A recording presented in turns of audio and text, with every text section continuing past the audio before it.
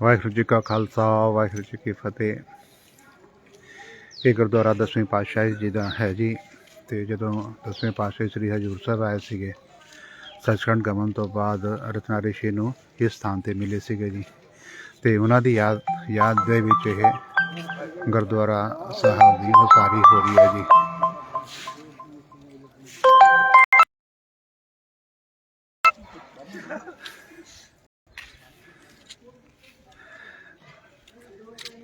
तो गुरुद्वारा साहब ये गुरुद्वारा लंगर साहब जी के जोड़े सेवादार हैं जी।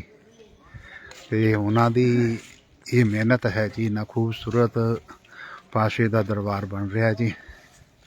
मैं आप जी थोड़ा जहा बारा बारा दिखावा जी। तो फिर बाद के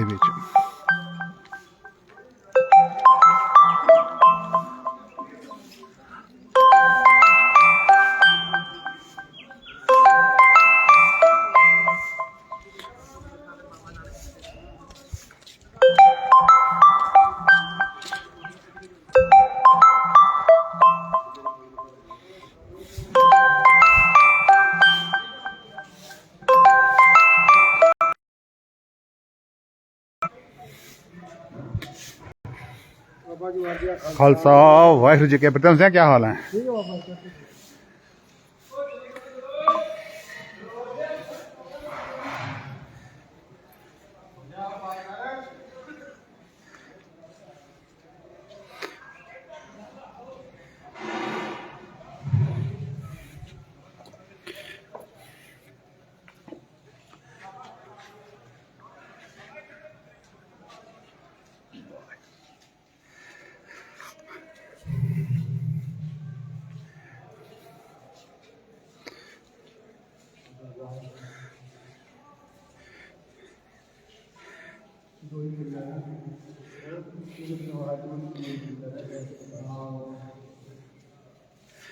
हाँ पहले इधर महाराज प्रकाश इधर महाराज का प्रकाश होना हैगा।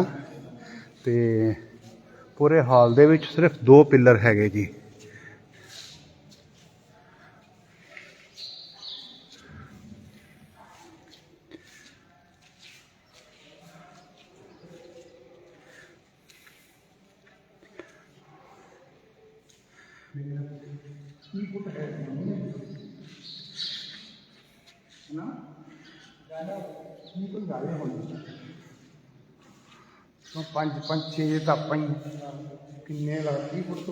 हाँ जी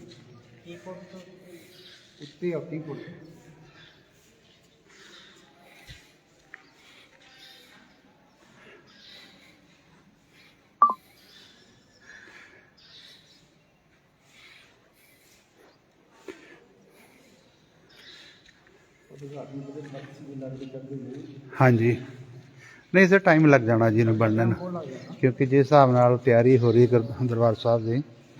तो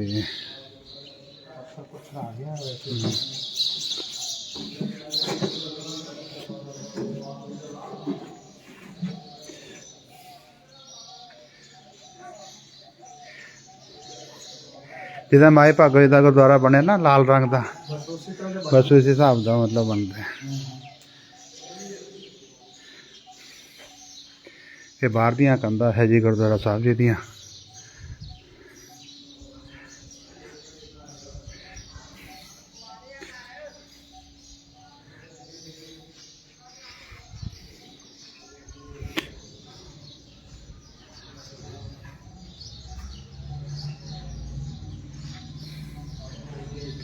हाँ जी